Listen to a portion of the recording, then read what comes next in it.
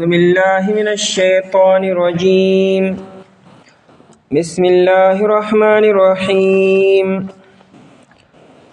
وإذ قال الله يا عيسى ابن مريم أأنت قلت للناس اتخذوني وأمي إلهين من دون الله قال سبحانك ما يكون لي أن أقول ما ليس لي بحق إن كنت قلته فقد علمته تعلم ما في نفسي ولا أعلم ما في نفسك إنك أنت علام الغيوب ما قلت لهم إلا ما أمرتني به أن اعبدوا الله ربي وربكم وكنت عليهم شهيدا ما دمت فيهم فلما توفيتني كنت أنت الرقيب عليهم وأنت على كل شيء شهيد.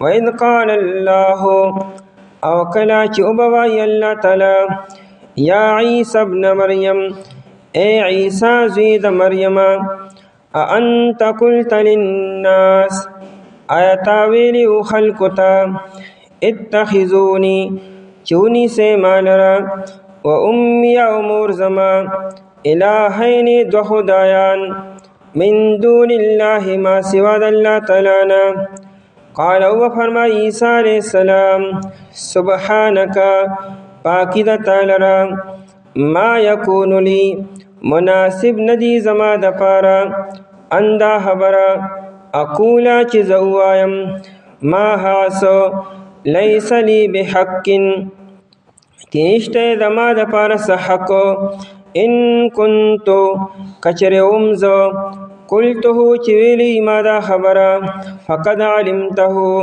پس یقینا معلوم بیتا تدا خبرا تعلم ما فی نفسی تعلم یہ پہا سوچ زما پزڑکی دی ولا اعلم اوز علم نیم ما دہاسو فی نفسک چستا پزاد کی دی انک انت علام الغیوب بے شکتو دیر پوئی پپٹو خبرو باندی ما قلت لهم ما نویلو دیتا الا مگر ما امرتنی به اغسو چتا حکم کرو ما تدائی ان اعبد اللہ دا چتا سو بندگیو کے داللہ تعالی ربی و ربکم چی رب زما دے و رب ستاسو دے وکنتو علیہم اومز پدی باندے شہیدن گواہ ما دمتو فیہم ترسو پوری چیز موجودم پدی کی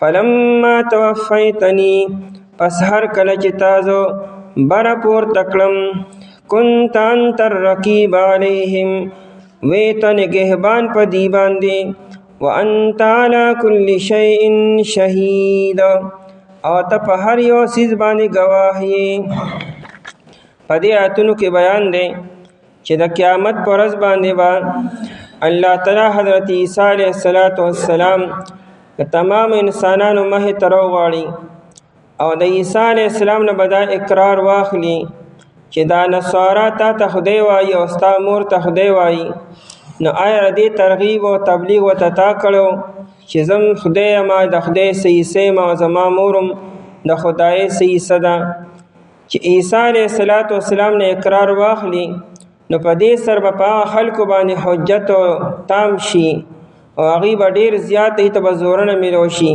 چې عیسی علیه السلام په خپل د برات اعلان وکړي چې دا خبر به څنګه وکما زه خو په خپل ستا بندگی کوم او ستا عبادت کوم او الله زه خو تا ته یو معبود وایم نو زه به څنګه خلکو ته وایم چې زم معبود یم زما معبود ته نو زه به د خلکو معبود څنګه شم عیسی علیه السلام به مکمل د برات اعلان وکړي چې ما خو ستا بندگی کړې ده ما خو ستا پیغام دی ته رسول دی او تر څو پورې چې دنیا کې زه موجود وم نو ما خو ردی خبرې بیان دی ته نه دی کړی بلکې ما الټه ردی اصلاح کړې ده او چې تازه پورته کړم اسمان ته نو که زمانه بعد چا دا خبرې کړي نو زه خدای مکلف او ذمہوار نه یم ځکه زه خو موجود نیم چې د دې منې کوم چې داسې مه کوئ نو اے الله زه خو کمی دا ویلی نو الہ ستا په علم کې ودار څه موجودی ځکه الله تعالی په هر څه باندې عالم دی.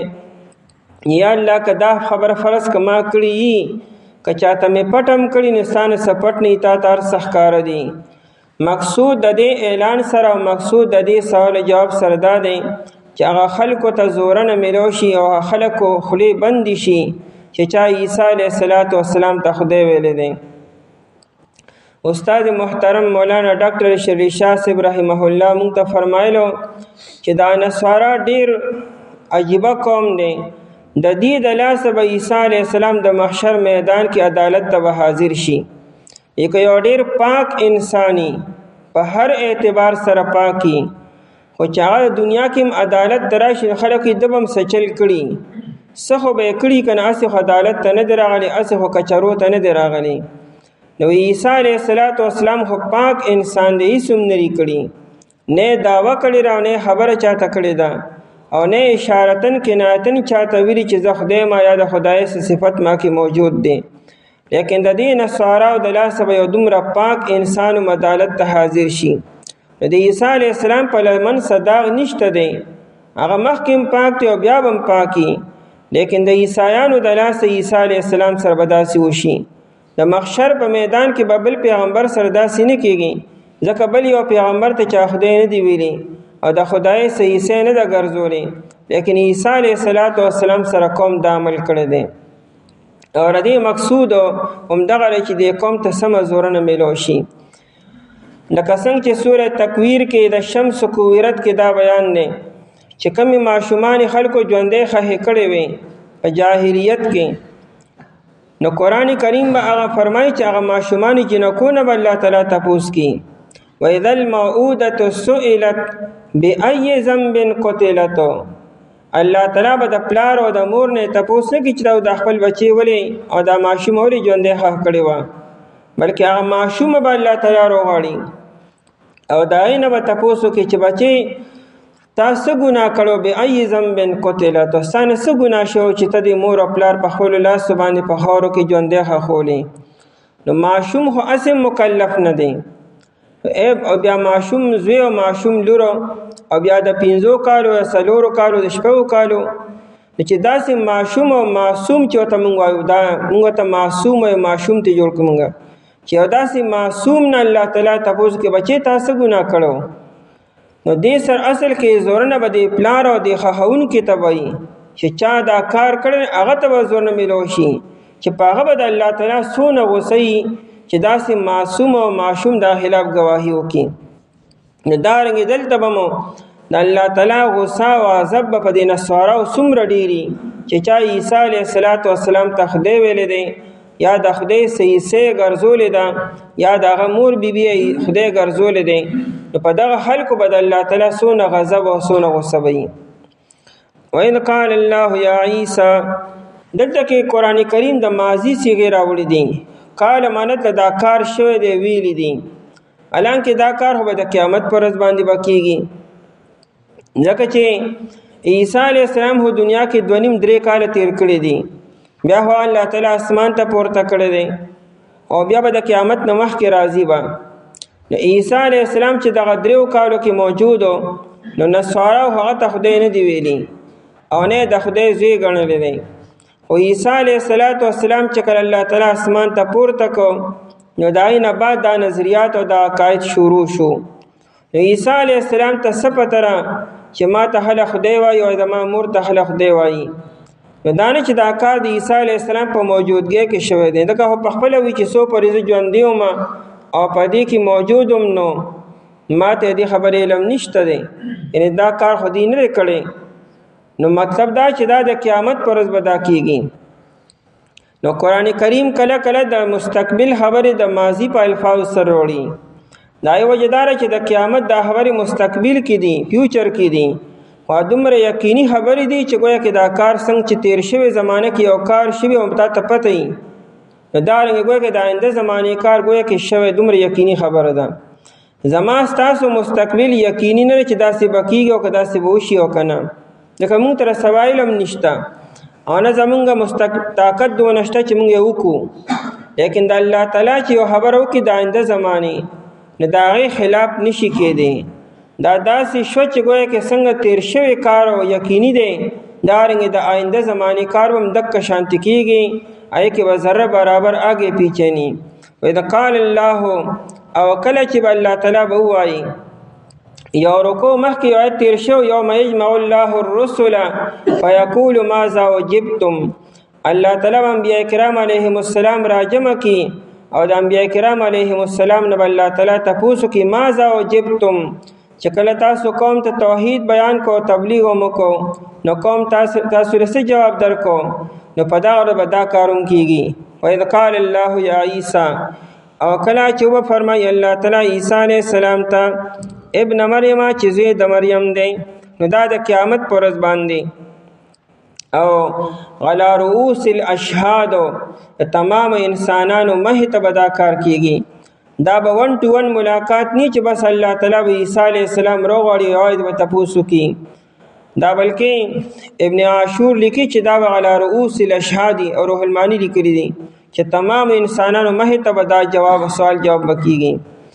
انت قلت للناس، آیا تا ویلو للناس خلقو ته، آیا دا خبره تا کړې وه، اتخذوني هغه وینا سره داره چې ونیسئ ما لره، و امي او زما مور بیبي لره، الهین ای معبودین، دوه خدایانو، یعنی ما مو او زما مورو مو، نو چې ما او الله تعالی او مور بیبي یو ځای شي نو 3 خدایان بشي.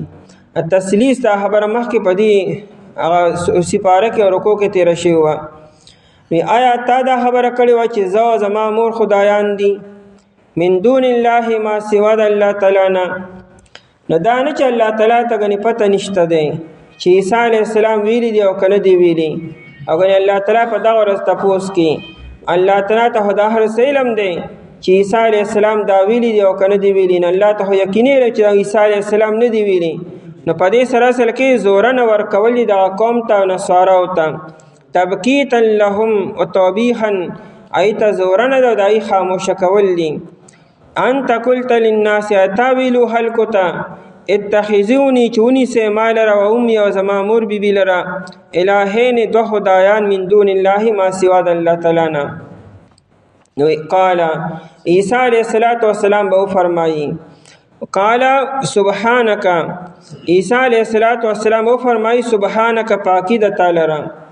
روح المانی لیکلی دی عیسی علیہ السلام چې کله دا جواب ورکي بعد اقوالو کې دا راځي چې د عیسی علیہ السلام به 1500 کاله پورې به جواب ته نه جوړیږي، او عیسی علیہ السلام به یرتعدو رپیږي به خوفا د ډېر یرې نه، ولا یفتح له باب الجواب، او خوله به نشي کولاولی چې څه جواب ورکمه، او 1500 کاله به عیسی علیہ السلام خاموش ولاړي، او دای نه بعد به الله تعالی ثم یلهمه الله به ته الهام وکړي چې دا ووایه.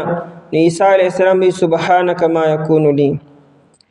او دویم قول دا لیکلی دی چې عیسی علیہ السلام کله دا خبره کوي نو ترتعد مفاصله، د عیسی علیہ السلام دا اندامونه او دا بندونه او جوړونه به رپیږي به د ډېر یرې او د خوف نه. او بیا به وفرمایي قال سبحانک، او به فرمایي عیسی علیہ السلام سبحانک پاکی د تعالی را. عیسی علیہ السلام لومبې خپله پاکی نه بیاني چې زه پاک یم د دې خبرونه، لومبې د الله تعالی پاکی بیاني، چونکې الله تعالی د هر قسم عیب او د نقص نه پاک دی، او د الله تعالی سره بل خدای کېدل دا د الله تعالی دپاره عیب دی چې الله سره شریک جوړ شي. نو لومبې به عیسی علیہ السلام د الله تعالی پاکی بیان کړي، د خپلې پاکۍ نه زیات د الله تعالی پاکی. سبحانک پاکی د تعالی را، یعنی پاکی تر دې خبرې نه، ما یکون لی مناسب نری زما دپاره ان اقول ما لیس لی بحق، د دې خبرې خو ماته لومبې حق نشته چې دا زه وکړمه، نو خو د دې سره اهل نیمه لایق نیمه چې دا خبره په دې خوله راولم قدرې. بیا دعوه کول او ترغیب کول او تبلیغ کول خو ډېره لویه خبره ده، په خلکو باندې یو خبره په زبردستۍ سره مناوهل خو ډېره لویه خبره ده. زه خو د دې خبرې ځان حقدار هم نه ګڼم چې دا په خوله باندې ووایم.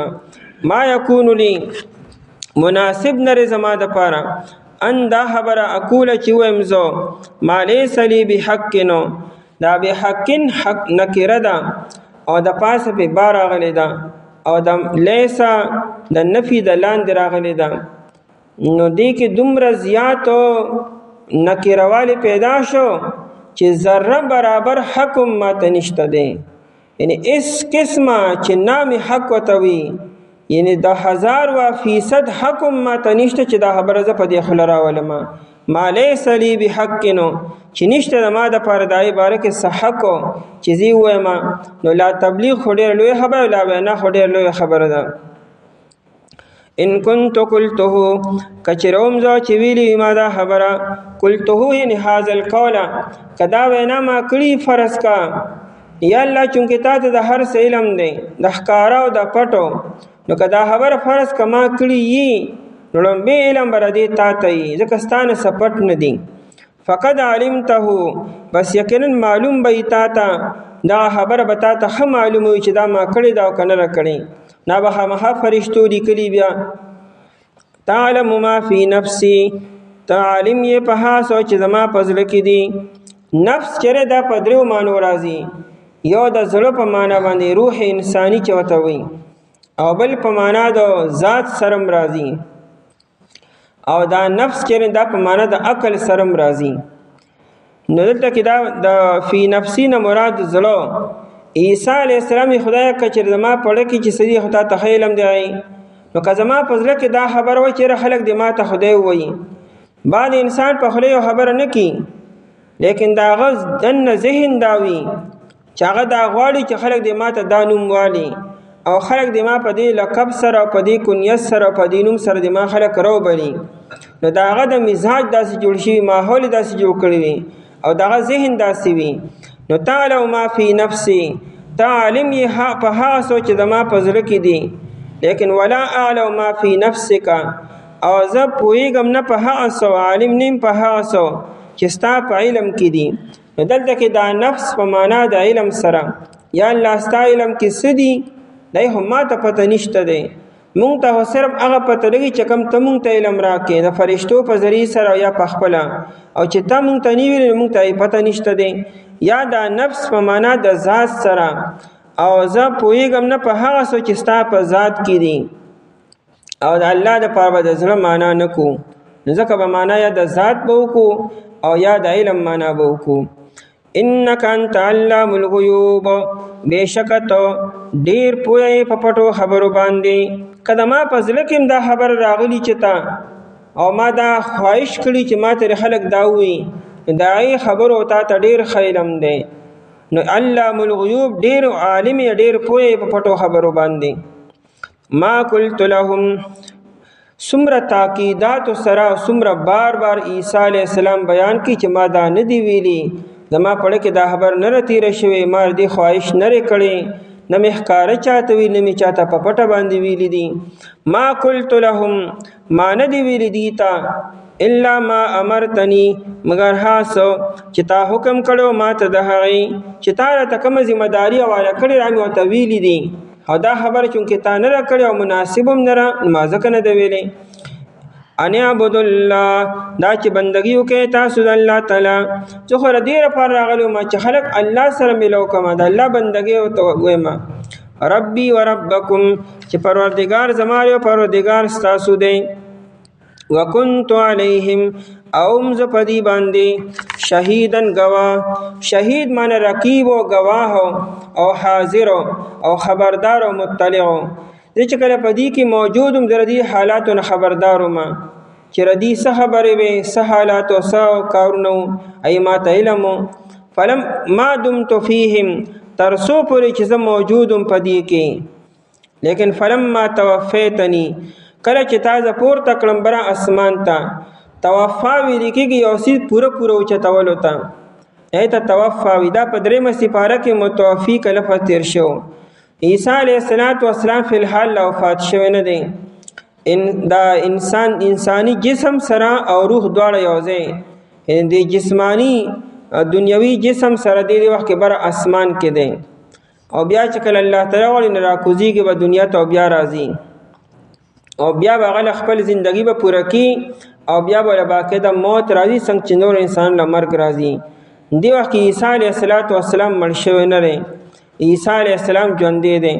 دا صرف د مسلمانانو عقیده چې عیسی علیه السلام دی وخت کې ژوندی دی بذات خود د عیسایانو د عقیده نه چې عیسی علیه السلام ژوندی دی یهود هوی چې عیسی علیه السلام موږ پانسی کړی دی او نصارا وی چې عیسی علیه السلام شهید شوی دی یهود ولاسه نو یهودو انتظار کی چې راضی با مسلمانانو انتظار کی چې راضی با او عیسایانو انتظار کی چې راضی با خو موږ عیسی علیه السلام نبی به راضی او یهودی چې عیسی علیه السلام نه مسیح به راضی چې دجال دا به راضی نه مسیح کی مسیح راضی مسیح هو خو هغه د مسیح نه هغه دجال سرکوزی اخریا به راضی ابم راضی د عیسی علیه السلام نه مخکې هو کافر دی نو موږ عیسی علیه السلام او راضی او پیغمبر چې کوم دی او هغه وینا دجال به راضی او عیسایان هم مذبذب دي چې دا مسیح ایسو کیا دي چې دجال دی او کنه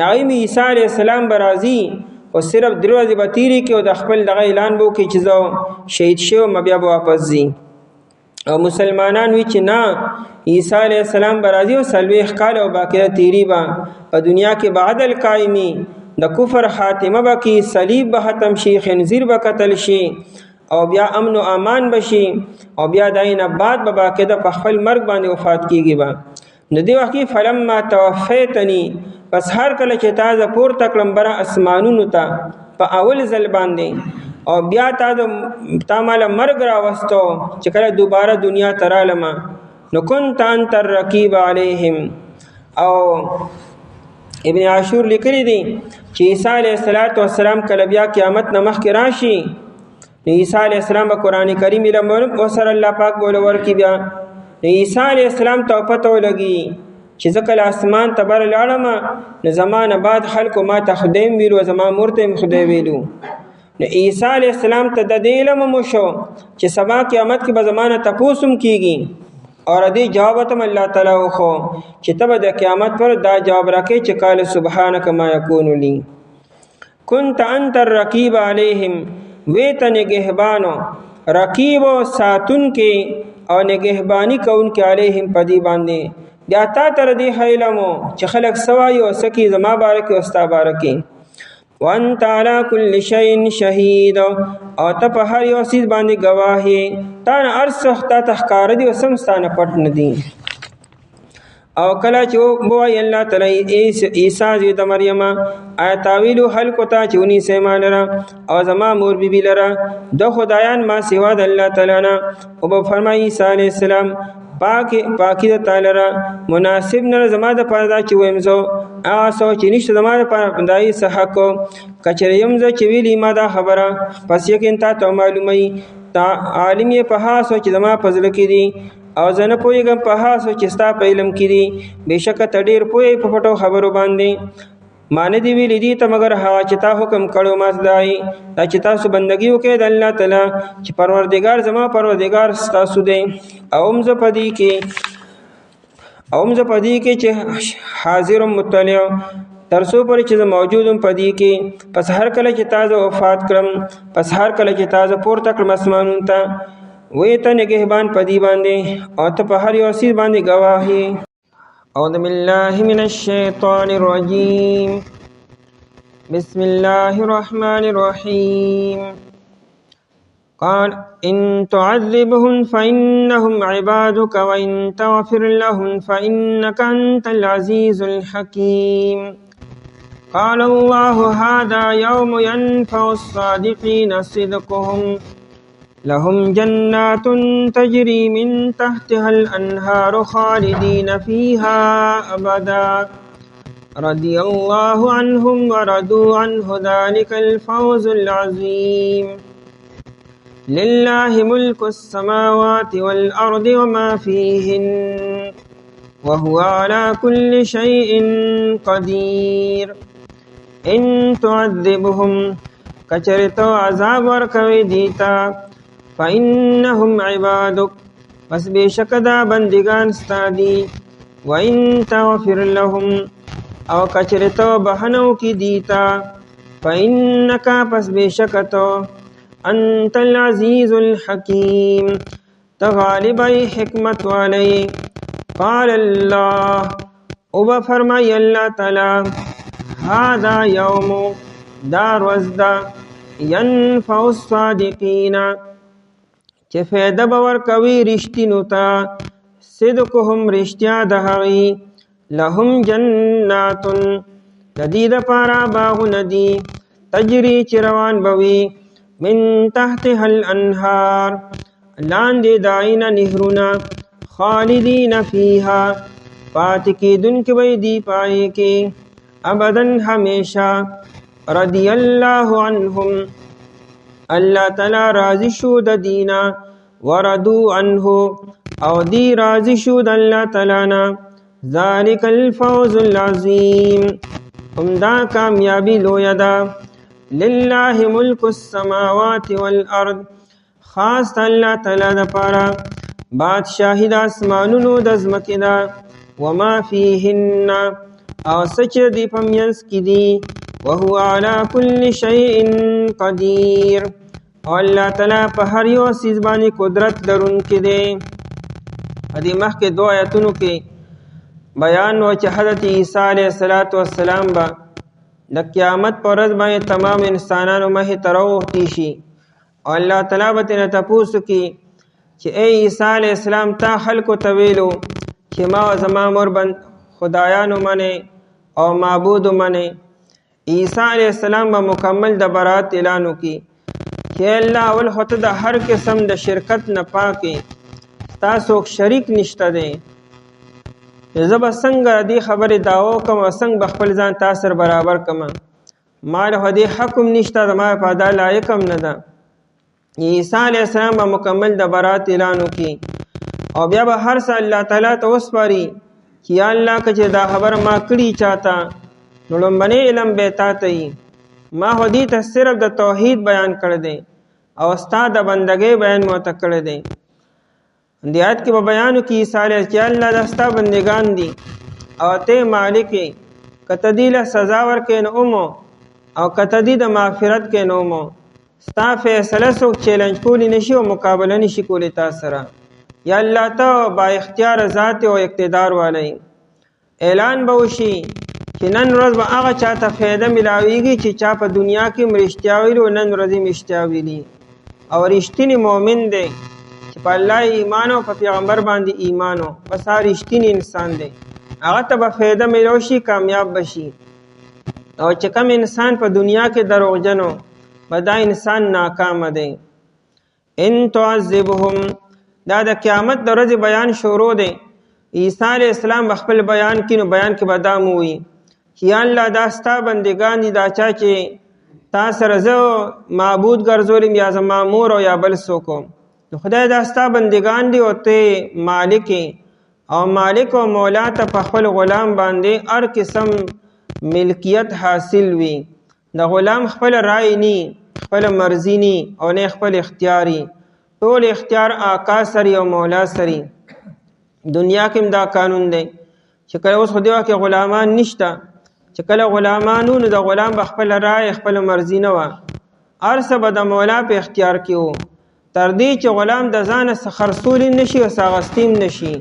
غلام نکام نشي کولی او وینځ خپل نکام نشي کولی د هر څه به مولا کې د مولا نه به تپوس کوي چې زه نکاح وکړم او که نه مولا نه به تپوس کوي چې اخیستلو او خرڅول وکړم او که نه نو مولا به ول اعلان کوي چې دا زما غلام دی دنه تاسو اخیستی شئ او که د باندې څه خرڅولی شي نو هغې به باندې اخیستل او خرڅول به کوي. غلام دومره اختیار نی نو بیا الله تعالی خو د تمام کائنات آقا دی او مولا دی نو ای الله دا ستا بندګان دي او تا ته پکې هر قسم اختیار حاصل دی که ته دې معاف کوې او که ته دې له سزا ورکوې که باوجود د دومره لوی جرم نه چې دې تا سره شرک کړی دی نو ته شرک نه معاف کوې خو یا الله که ته نن معاف کول غواړې نو بیا هم ستا فیصله به ظلم او زیاتي بني او نه ستا نه څوک تپوس کولی شي او که ته دې ته معافي کوې هم ټیک ته او که ته دې له سزا ورکوې نو نو ستا دا سزا به ظلم ني دا به عدل به انصاف به وي. لا يسأل عما يفعل وهم يسألون دا الله نه څوک تپوس نشي کولی نه په دنیا کې او نه په هغه ورځ باندې او الله تعالی به د هر چا نه تپوس کوي تا ولې داسې کړي او تا ولې داسې کړي دي.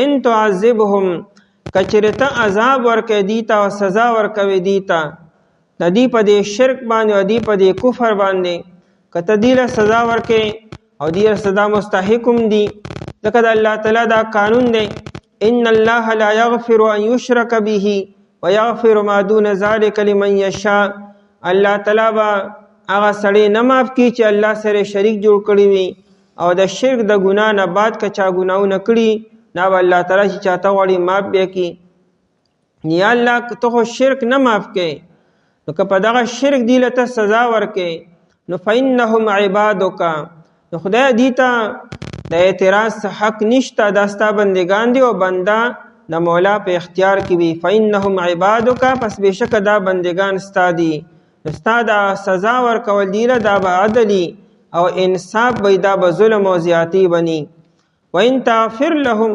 او کچرې ته بهنه وکړي دي ته باوجود د دومره لوی جرم نه باوجود د شرک نه باوجود د غټ غټو جرایمو نه بیا هم که ته دې ته معافي کوې نو ستا دا معافي به هم بلا وجه ني او دا به هم څه زیاتي بني او ظلم بني فإنک انت العزیز الحکیم یا الله چونکې ته غالب ذات یې زورور ذات یې ستا خپله مرضي ده چې دومره لوی جرم چاته معاف کړې نو معاف کولی شي او که نه معاف کړې نو بیا هم صحیح ده نو ستا دا معافي به د چا د وجې نه ني دنیا کې عام طور انسان معافي ځکه کې چیرې وي مجبوره شوم نو د پلانکي نه مجبوره شوم او یا چونکې پته لګي نه سبا ماته حالات بیا خراب شي نو الله تعالی به نه د چا نه مجبوره کېږي او نه به د چا نه متاثره کېږي یا الله دا ته چې معافي کوې نو دا په دې وجه نه چې ته ګنې بېبسه شوې او یا بېوسه شوې او یا مجبوره شوې بلکې دا ته غالبه ذات او زورور ذات ته ستا دا معافي هم ټیک ته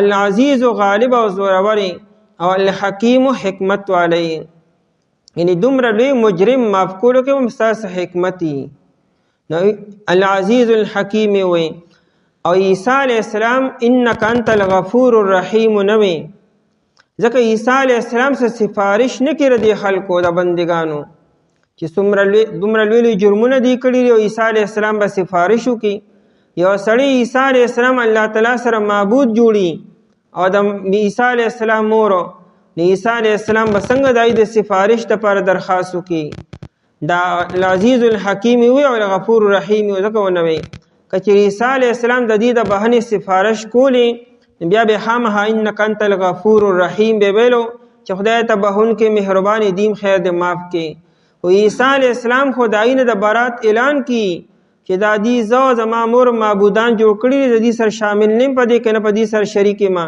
او یا الله ته با اختیار ذات کدی اوس معاف کینم ټیکتا او کني معاف کینم ټیکتا العزیز الحکیم زکوي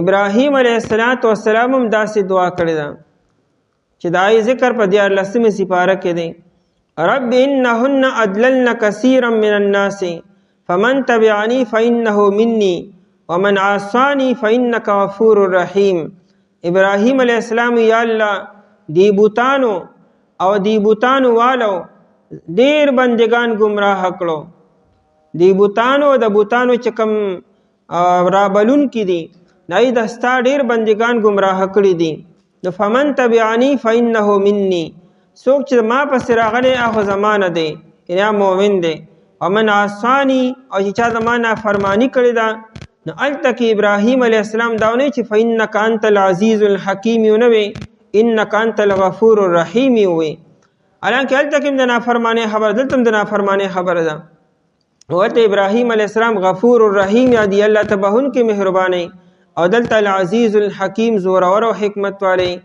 نو وجه دا ده چې ابراهیم علیه السلام په دنیا کې دا دعا کی چې الله دنیا کې چا د ما نافرمانی وکړه چونکه الله موت نه دی راغلی نو د ایمان درولو د معافی مکشتا نه الله ته بهون کې مهرباني یعنی الله په باندې رحم وکړي له توبې توفیق ورکړي د ګناهونو نه او دا نه کم خلک ایمان لا نه دی وروړي ایت د ایمان درولو توفیق ورکړي هغه دنیا کې دا یادي چې دنیا کې چونکه د مرګ نه مخکې د معافی مکشتا په دنیا کې خو فرعون تم د معافی مکشتا که یو انسان الله سره ځان برابر کی هغه تم د معافی مکشتا چې هغه الله بس باندې خطا او شانیم پوه شوی که انسان هر څومره لوی ګناه په دنیا کې وکي بلا مرګ نه دی راغلی نو د معافی موقع شته دی ابراهیم علیه السلام د دنیا په حساب سره وي چې چا د ما نافرماني وکړه یا الله ته غفور الرحیم ای ته خیر د معافي وکړه او موقع ورته ورکړه چې ایمان نه وړي او توبه وباسي. او دلته عیسی علیه السلام دنیا خبره نه کړي، دا د قیامت د ورځې خبره کړي. او د قیامت پر ورځ د چا ایمان معتبر نه دی که څوک ایمان نه وړي. او د قیامت پر ورځ که یو انسان د توبه وباسمه دغه توبه معتبر نه ده. عیسی علیه السلام دغه وي یا الله نن خو ستا خوښه ده، دی خو نن توبه وباسلی شي او نن ایمان نه وړی شي. یا الله دی ستا په اختیار کې دي، که ورته اوس معافي کوې او که ورله سزا ورکوې. مسند احمد کې روایت دی، ابو ذر غفاری رضی الله عنه فرمایي چې نبی علیہ السلام یو شپه مونځ کو، نو دا آیت مبارکه ان تعذبهم فانهم عبادک، دا آیت یې ټوله شپه لوستو تر دې چې سبا یې کو. او نبی علیہ السلام به کله ولاړ او کله رکوع کې او کله په سجده کې، او دا آیت به بار بار وي. چې کله وي سبا شنو ما ورته ویل الله رسول الله صلی الله علیه وسلم ما زلت تقرأ هذه الآیه، تاسو خو چې دا ټوله شپه دا آیت بار بار وي تر دې چې تاسو سبا کو حتی اصبحت ترکع بها وتسجد بها، تاسو کله رکوع کوله او کله به سجده کوله. نو آخر وجه څه ده؟ نو نبی علیہ السلام فرمایل چې انی سألت ربی الشفاعة لامتی، ما د خپل امت د پاره د شفاعت او د سفارش دعا کوله چې عیسی علیہ السلام خو هغه لاس بره کړو چې زه خو دې سره په دې کې شامل نه یم او شریک نه یم، یا الله ستا خوښه ده. نو ما د خپل امت د پاره دعاګانې شروع کړې چې الله زه خو امت چاته نشم سپارلی، نو د امت د پاره او د د مغفرت د پاره ما د سفارش دعاګانې چې الله مال حق راکړي چې د دې سفارش وکړم. نو الله تعالی فاعطانیها مال هغه سفارش راکو، وهي نائلة ان شاء الله، و دغه سفارش ما ته حاصل دی. ولمن لا یشرک بالله شیئا، هغه چاته به ملاویږي چې ګوره چا الله سره شریک نی کړي، چې شریک یې جوړ کړی دی هغه ته ګوره د ما سفارش نشي ملاوی دی. او چې دغه یې نه دی کړی نور که هر قسم ګناهونه یې کړي دي نو هغه ته به زما سفارش رسی به. او بل روایت کې دی عبدالله بن عمر رضی الله تعالی عنہ فرمایي چې نبی علیہ السلام د ابراهیم علیہ السلام آیت ولوستو چې کوم 14 سپاره کې سورہ ابراهیم کې را روان دی، رب انهن اضللن کثیرا من الناس، اے الله دې خلکو ډیر او دی بوتانو بلا هله گمراه کړو، چا چې د ما تابعدارو کا زمانه دی د ما په لار باندې دی، او چې چا نافرمانی وکړه خدای بسته پوهیږي وسر بهون کې مهرباني. بیا د عیسی علیہ السلام د آیت لوستو ان تعذبهم فانهم عبادک، بیا نبی علیہ السلام لاسونه پورته کړو وی اللهم امتی اللهم امتی، الله زما امت او زما امت، او فبکا او په جړا شو. الله تعالی جبریل علیہ السلام رو لے گو یوته اذهب الى محمد صلی الله علیه وسلم، دما نبی علیہ السلام ته لړشه او فقل له وتوایا انا سنقر عینک فی امتک، مونږ بستا د امت بارک ستا سترګې یخی کو او ولا نسوک مونږ بتا غم جن کو نه، یعنی چې ته سوای هغه به مونږ منو او دای سفارش به مونږ کو. دغه قرآن کریم وی چې ولا سوف یعطیک ربک فترضى، اے حبیب تعالی وستا رب دومره ډیر صدر کی چې ته به خوشاله او راضی بشي، یعنی تا به مونږ بستا خوشاله ته ګورو. نو دغه کې روایت کې دی چې نبی علیہ السلام فرمایلو اذن لا ارضیک وواحد من امتی فی النار، الله تعالی خو ما ته وی چې ته خوشاله شې نو زه به یم بسو.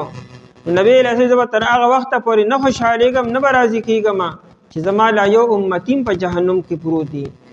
دویم چې خدای دکه یو عمر وباسي نو بیا به خوشحاله او راضي به شم. خو شرط دا دی چې انسان ګورې ایمان سره دنیا نه لړ شي، چې ایمان نه بغیر د دنیا نه لړې نو بیا د نبی علیہ السلام سفارش هم بیا نشي ملاوی دی.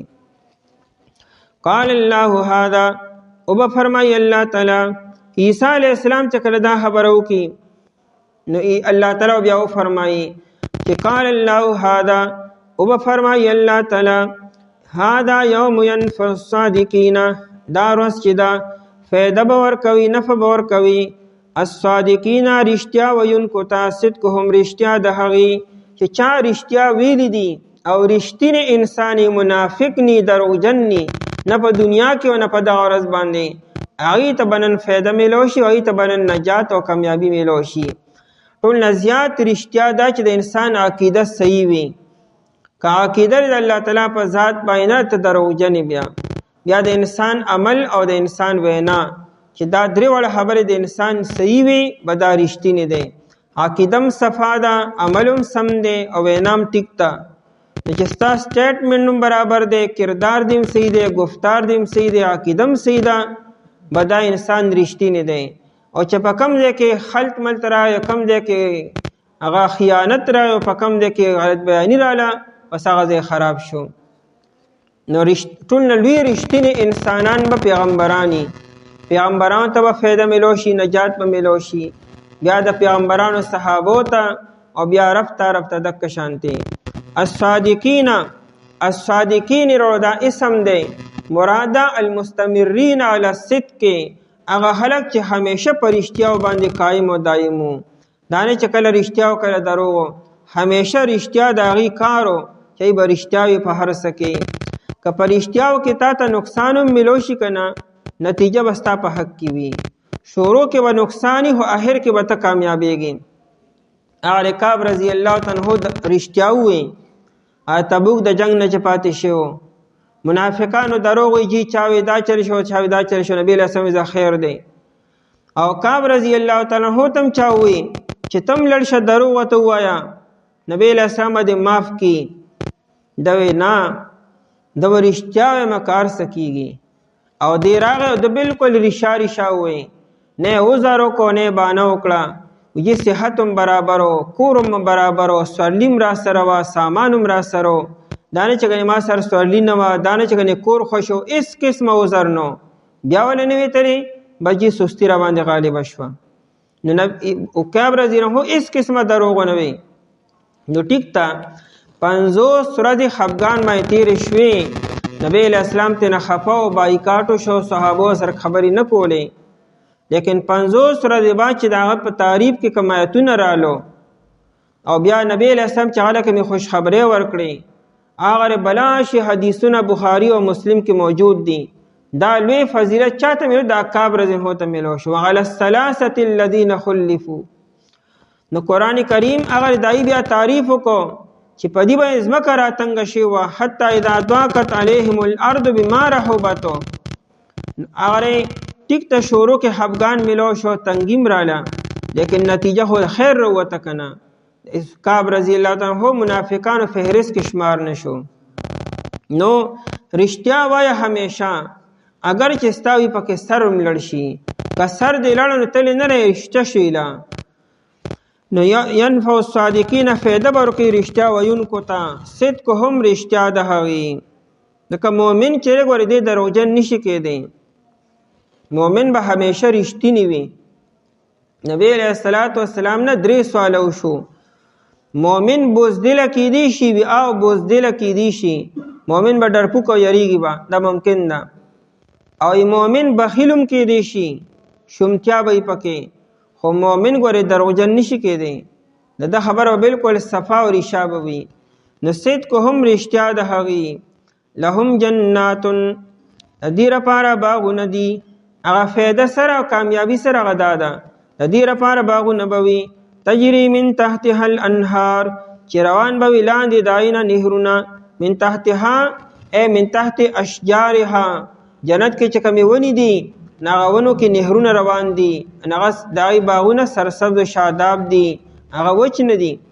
من تحتها یا من تحت قصورها، هلته چې کوم لوی لوی محلات دي، هغه محلاتو کې دننه اوبه ګرځي، یعنې هر ځای کې اوبه موجود دي. قرآن کریم دا خبره ځکه کوي چې عربو کې د اوبو ډېر غټ کمی و، د باغونو ډېر کمی و، خلکو به ځان سره اوبه ګرځولې. قرآن وی جنت ستاسو د علاقو په شان وچ ریګستان نه دی، هلته باغونه ډېر زیات دي، ځای په ځای نهرونه دي. الانهارو نهرونه، عرب به ګرځېدلو چې کوم ځای کې به ورته اوبه میلاو شي چینه، بس هلته به ایثار شو. دا قبیله جرهم چې راغلې وه او هاجره بیبي وه او د هغې زوی، او الله تعالی زمزم روباسو، نو دا قبیله جرهم وو بس ګرځیدل کنه واغی هلته مرغۍ ولیدي بره وایي دې ځای کې خو مرغۍ مخکې نه ته اوبه نشته نو مرغۍ کوم ځای کې دي ورشه لکه معلومات وکړئ ویل ته ډېرې ښکلې اوبه دي وي راځئ چې ځو هلته راغلو هلته دیره شو دا د عربو کارو قبیله به روانه وه چې کوم ځای کې به سرسبز شاداب علاقه اوبه به وې بس هلته به ایثار شو نو قرآن کریم بار بار د نهرونو ذکر کی هلته به لاړ شي نهرونه دي هر ځای کې خالدین فیها پاتې کېدونکي به دي پای کې ابدن همیشه جنت نه راوتل بیا نشته دی انسان چې د یو ځای نه اخراج کېږي ولې کېږي چې کله مالک ته نه خفه شي بیا د اخراج نو ټرانسفر کی او یا وی باسي نو د الله تعالی به د بندگان نه خفه کېږي نه چې خفه کېږي نو وتلم بیا نشته دی رضی الله عنهم الله تعالی راضي شو د دینه ورضو عنه دی به راضي شي د الله تعالی نه په جنت کې د ټولو نه لوی نعمت دا دی چې الله تعالی به اعلان وکړي چې نن د ستاسو نه خوشحاله یم او د ستاسو نه چرم نه خفه کېږم او بندګانو له الله تعالی دومره څه میلو شي چې د دې د وهم و ګمان نه به هم سوی دی به هم د الله تعالی نه خوشحاله او راضي به شي دی به دا نه وي چې مونږ خو ځان ستړی کړو په دنیا کې د مونږ خو ډېر ډېر توقعاتو مونږ ته هغه شان څه میلو نه شو هم ځان ستړی کړی نه د دې د توقعاتو نه به هم زیات انسان ته میلو شي نو دی به هم خو خوشحاله وي وردو عنه دی به راضي وي د الله تعالی نه الله یې زمونږ هم نصیب کړي ذلک الفوز العظیم عمده کامیابی لویه ده د دې نه لویه کامیابي څه کیدی شي چې ستا رب ستانه خوشحاله او راضي شو اعلان وشي تا ته ذلک الفوز العظیم عمده کامیابی لویه ده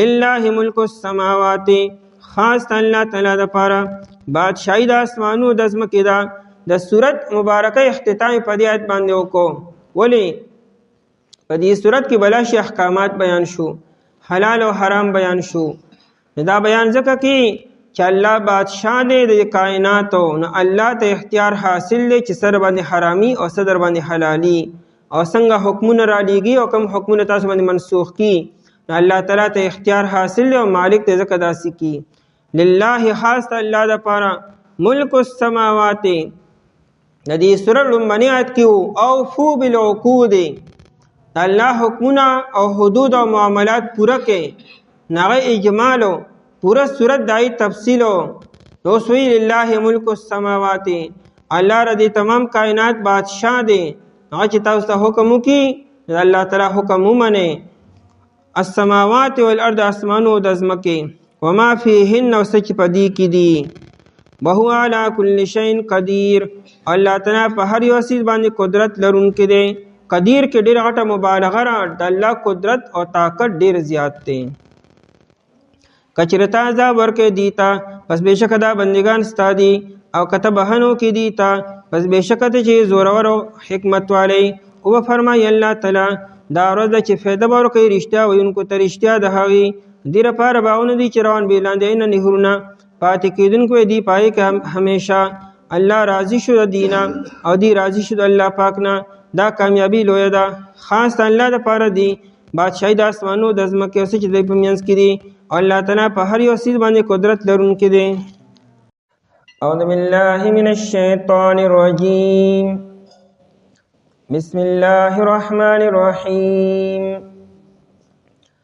الحمد لله الذي خلق السماوات والأرض وجعل الظلمات والنور ثم الذين كفروا بربهم يعدلون هو الله خلقكم من طين ثم قضى أجلا وأجل مسمى عنده ثم أنتم تمترون وهو الله في السماوات وفي الأرض يعلم سركم وجهركم ويعلم ما تكسبون الحمد لله طول تعرفنا الله تعالى دپاره دی الذي الله خلق السماوات والارض چې پیدا کړی دي اسمانونه او ځمکه وجعل الظلمات والنور او ګرځولي دي تیارې او رڼا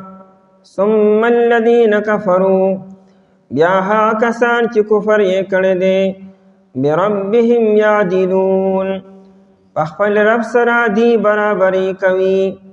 هو الذي خلقكم اغا الله تعالی اعزاد ته چې پیدا کړی تاسو من طین د خټینا ثم قضا بیا مقرر کړلو اجلن یو نیټه و اجل مسمن او یو بل نیټه مقرر کړی شوې ده عنده د الله تعالی سره. ثم انتم تمترون بیا تاسو شک کوئ. وهو الله في السماوات وفي الارض او شان دا دی چې الله تعالی په اسمانونو په ځمکه کې دی.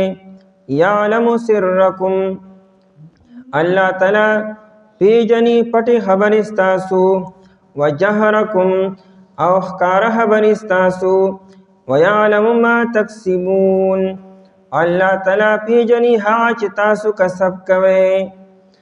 سورت مبارکه ته سورت الانعام ویل کیږي.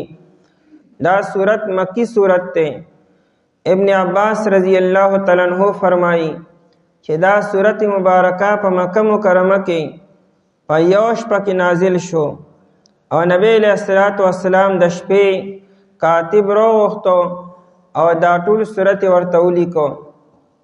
په دې سورت کې صرف شپږ آیتونه داسې دي چې مدینه منوره کې نازل شوي دي. د دین علاوه ټول سورت مبارکه په مکه مکرمه کې نازل شوی دی. دې سورت مبارکه ته سورت الانعام ځکه وایي چې په دې کې شپږ پیرې د الانعام لفظ راغلی دی. الانعام جمع د نعم ده. نعم اصل کې قیمتي څاروي ته وایي چې هغه اوښ دی. د عربو په نسبت باندې قیمتي مال او قیمتي څاروي د اوښو. نو نعم اصل کې اوښ ته وایي. نعمت تم نعمت ځکه وایي چې دا قیمتي وي. بیا د نعم اطلاق چې دی دا په ټولو حیواناتو باندې کېږي. هر څلورو خپو والا که ګډه او بیزه ده او که غوا میښه ده او که اوښان دي. د دې صورت مبارکه کې د حیواناتو ذکر راغلی دی ځکه دې صورت مبارکه ته سورت الانعام وي. د دې مطلب دا نه چې په دې صورت کې صرف د حیواناتو ذکر دی. نور ګڼ مضامین په دې کې بیان شوي دي خو د حیواناتو ذکر پکې هم دی. دې ته تسمیة الکل باسم الجز وي. یعنی په دې صورت کې چې یو جز او یو خبره ذکر شوې ده دغه خبره د ټول صورت مبارکه نوم وګرځو. د دې صورت مبارکه ابتدا په الحمدلله سره شوې ده د الله په تعریفونو سره او په توحید سره. مخکې صورت سره ربط هم دا دی چې د مخکې صورت مبارکه په آخره کې د توحید بیانو ولله ملک السماوات والارض وما فیهن او د دې صورت مبارکه ابتدا کې الحمدلله سره شوې ده. قرآن کریم کې 15 سورتونه داسې دي چې د هغې ابتدا په الحمدلله سره شوې ده. یو سورت الفاتحه لومړنۍ سورت دی او دویم دا سورت دی سورت الانعام او دریم 15مه سپاره کې سورت الکهف دی. څلورم په 22مه سپاره کې سورت سبا او 5م سورت هم په 22مه سپاره کې سورت الفاطر دی. مقصد د دې دا دی چې د الله تعالی دومره لوی ذات دی چې هغه د ټولو تعریفونو د کمالاتو هغه اهل دی. الله تعالی خپل تعریف په خپل هم کړی دی. که چېرې انسانان د الله تعالی تعریف ونه کړي نو څه پروا نشته دی. الله خپل تعریف په خپل هم کړی دی. دې صورت مبارکه کې به بنیادی طور 3 مضمونه خاص طور بیانېږي.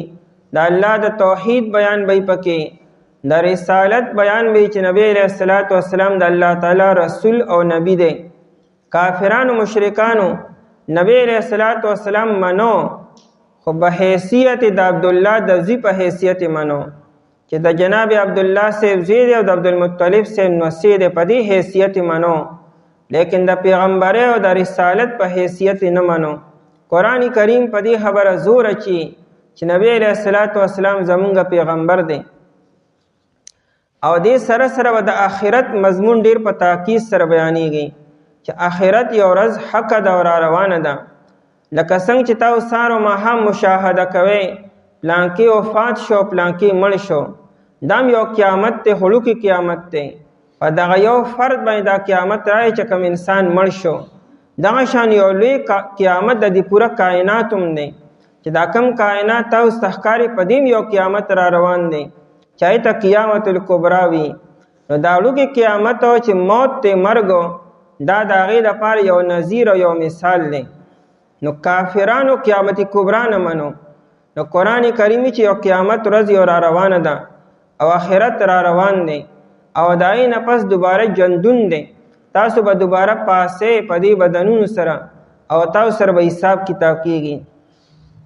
دا خبره د کافرانو په عقل کې نه راتله. نه د آخرت نه د قیامت نه انکار کو. قرآن کریم به دا مضمون ډیر په تاکید سره بیاني. دین علاوه په نبی علیہ الصلوۃ والسلام باندې او په نبوت باندې کوم اعتراضات کیږي دا اعتراضات او ذکر او دا جوابونه به قرآن کریم تاکید سره بیاني. سورت مبارکه دومره هم سورت ته ابن عمر رضی الله تعالی عنہ فرمایي چې کله دا سورت مبارکه نازل شو نو دا په یوش پکې په یوځای باندې راغی او شیغها 70,000 من الملائکه. جبريل علیہ السلام چراتو او یا زر فرشتي جبريل علیہ السلام سره وي او دغه ټولو فرشتو تسبیح او تحمید سبحان الله او الحمدلله وي او دا سورت مبارکه وروړو. یوازې جبريل علیہ السلام هم کافی دی. دا غسر او یا زر فرشتي راتللو دا د سورت مبارکه د اهمیت او د عظمت باندې دلالت کی چې دا سم معمولی صورت نه دی او دا نبی علیہ السلام ته مکه مکرمه کې ورکړی شو. الحمدلله دا سورت مبارکه په 55 نمبر باندې نازل شوه دی. د سورۃ الحجر نه بعد 14مه سپاره کې سورۃ الحجر دی. دا نه بعد دا سورت نازل شو. د نزول په اعتبار سره دا سورت په 55 نمبر باندې دی. مکی سورتونه ټول 15 اتیا دي 85 دي پای کې دا 55 نمبر باندې دي د سورۃ الحجر نه بعد او دلته کې دا د سورۃ المائده نه وروسته ذکر شو. نو مناسبت یې مخکې سورت سره واضح دی چې د مخکې سورت مبارکه اخر کې د توحید بیانو او د په ابتدا کې توحید بیان دی. بل دا چې مخکې سورت کې مو د حلال او د حرام بیانو کم حیوانات تاسو لپاره حلال دي او کم حرام دي. په دې صورت کې د حیواناتو ذکر وي چې کم حلال دي او کم حرام دي او دې سره سره مشرکین چې کم حیوانات په ځان باندې په خپل حرام کړي ولکه حلالو دا ذکر بمي. لکه څنګه چې سورۃ المائده کې دا خبره وا چې کم حیوانات حلال حرام نو او کافرانو په ځان باندې حرام کړي دا رنګ دا خبره په دې سورۃ مبارکه کې ذکر کیږي. وا الحمدلله ټول تعریفونه د الله تعالی لپاره دي. الحمد کې دا الف لام چې دی دته د ګرامر پرو سره استغراقی وایي معنی به ټول کوي سب او تمام. ټول تعریفونه څومره تعریفونه چې هغه د الله تعالی شان سره لایق دي هغه د الله تعالی لپاره دي. حمد تعریف ته وایي کمال ته وایي. حمد هغه تعریف ته وایي چې په چا کې یو کمالي او دا کمال د وجنه ته دا حمد و ثنا او کې دا تعریف وکي. دا نه چې کمال پکې نشته سه خوشامدی کې چاپلوسی کې دغه نه چې انسان کې یا په یو ذات کې کمالي او ته دا تعریف وکي دې ته ویل کېږي حمد. د الله تعالی چې کمالات خو ډیر زیات دي نو د الله تعالی د تعریف اهل او لایق دي. الحمدلله ټول تعریفونه خاص د الله تعالی لپاره دي. دا لام د پر تخصیص ته اصل مستحق د تعریفونو خو صرف او صرف الله تعالی دی. الحمدلله ټول تعریفونه خاص الله تعالی د پر دي. په لومبنیات کې د الله تعالی د توحید بیان دی خو دا عالم چې د عالم ویل کېږي د الله نه ما سوا ته ما سوا الله ته عالم وي. الله تعالی نه ما سوا چې دا سم دا عالم دی. عالم د علامت نه دی. دی عالم ته عالم ولي وي دا د الله تعالی د پہچان او تعارف یو علامت دی چې ته بره ګوري تا ته الله ښکاري. دا هر څه دا یو دلیل او علامت او قرینه ده او یو سمبل دی چې په دې سره وته الله تعالی پیژني چې دا چا پیدا کړی دی. دا دومره ښکلی مزیدار او هر اعتبار سره کامل دا چا پیدا کړی دی؟ نو دا ستا په ذهن کې به همها راځي چې دا یو ذات دی چې هغه دا پیدا کړی دی. که بره ګورې که ښکته ګورې. نو عالم چې دی په لومړني آیت کې د عالم بیان دی او عالم کې بیا عالم په دوه قسمه دی، یو عالم بالا دی او بل عالم اسفل دی، یعنی ښکته عالم او بره عالم. د دې اسمان نه بره عالم بالا دی او د اسمان نه ښکته د عالم اسفل دی. مونږ چې بره ګورو مونږ ته اسمان ښکاري، چې ښکته ګورو مونږ ته ځمکه ښکاري. د اسمان نه بره زمونږ نظر نشته دی. بره الله تعالی څومره عالمونه پیدا کړي، جنت او جهنم او عرش ته الله تعالی دی او نور څومره د الله په علم کې ده. دا ټول ارس الله تعالی پیدا کړي دي. د دې نه د انسان دا نتیجه اخذ کی چې دې پیدا کوونکې صرف او صرف یو ذات دی. خلق السماوات والارض، نو الله تعالی هغه ذات دی، یعنی گویا کې معبود هغه ذات پکار دی چا کې دا قسمه صفات وي چې هغه داسې ناشنا ناشنا قدرتونه لري او داسې مخلوقات پیدا کولی شي. د عالم ته کائنات هم ویل کېږي. دموی کائنات، نو کائنات مطلب څه دی؟ کائنات د کائناتونو د کائنون نه دی، کائنون د کون نه دی، کون موجودېدو ته وایي. د کائنات ته کائنات ولې وایي؟ دام الله تعالی موجود کړی دی. دا کائنات خود به خود نه موجود شوی، د دې موجود شته، څوک موجود کوونکی شته چې هغه دا موجود کړی دی. مولانا روم رحمت الله علیه دا وی چې هیڅ چیز خود به خود چیز نشدو. اس یو څه چې تا ته دنیا کې ښکاری په نظر راځي دا خود به خود نه شوی. خود به خود معنا دا نظریه د دهریه ده، هغه وی اتوماتیکو دا ارث خود به خود شوی دی، دا چا موجود کړي نه دي، هغه وی ارث اتوماتیک شوی دی. دهریه لا مذهب خلقو ته ویل کیږي. نو مولانا روم وی هیڅ چیز خود به خود چیز نشدو. اس یو څه په دنیا کې په خپل سین نه جوړ شوی او هیڅ آخن خود به خود تیغه نشدو. دا چې تا ته کوم نیزه ښکاري او توره ښکاري، دا توره او دا نیزه د په خپله توره نه جوړه شوې، دا چې چاته لوهار او کاریګر په دې محنت کړی دی د دې نه توره او نیزه جوړه شوې ده.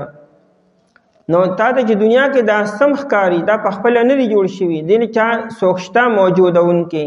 نو کائنات ته کائنات ځکه وایي چې د دې موجودونکې یو ذات شته چې هغه الله تعالی دی او د هغې یو مثال او نمونه دا بر اسمان او لاندې ځمکه.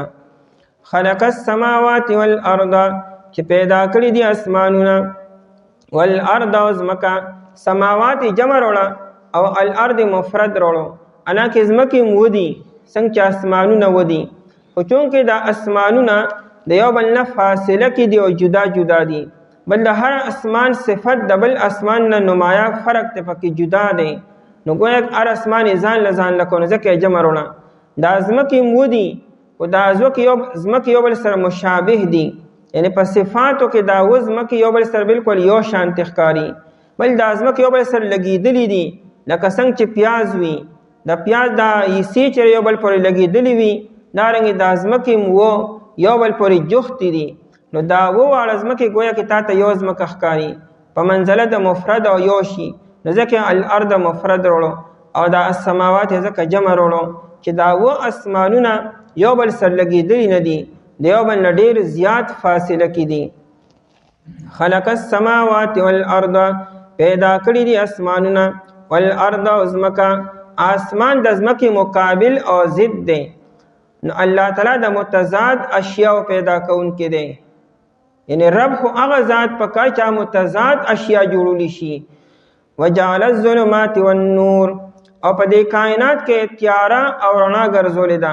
وجعل او ګرځولې دي الظلمات تیارې والنور او رڼا لره. دلته ظلمات هم جمع وروړه او نور مفرد وروړه.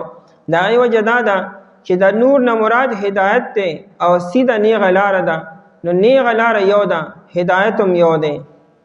او ظلمات نه مراد تیارې دي، تیارې د شرک او د کفر او د منافقت او د ګناهونو، د دې بلا شاخونه دي، بلا کندې دي، د شیطان بلا طریقې دي د ګمراهۍ، نو ځکه ظلمات جمع وروړه. دا ظلمات د نور ضد او متضاد دی. الله هغه ذات دی چې متضاد اشیاء پیدا کولی شي. دا ظلمات مخکې کو او دا نور رستو کو. وجه داره چې رڼا رستو راځي تیاره مخکې وي. یعنی دا رڼا د خدای د سپوږمۍ وي او یا د انوري. نو نور راشي نو رڼا راشي، چې نور لاړ شي نو تیاره راشي. لکه دی وخت کې نور نشته نو تیاره د شپه ده، خو که نور سبا سهار روخت نو تیاره ختم شوه. نو مطلب د مخکې نه تیاره ده، خو دا رڼا پې وروستو راشي د نور او د سپوږمۍ په ذریعې سره. بله وجه دا هم ده چې شپه مخکې راځي او ورځ وروستو راځي. اسلامي لحاظ سره شپه به مخکې راځي. دا اوس چې کوم ماوستن شپه شروع ده، دا د نننۍ ورځې نه وه چې کوم ورځ تېره شوې ده، دا د سبانۍ ورځې لپاره دا شپه ده. د هغې غټ دلیل دا دی چې کله موږ د رمضان میاشت وینو، نن ماښام چې موږ میاشت وینو سبا زموږ روژه وي.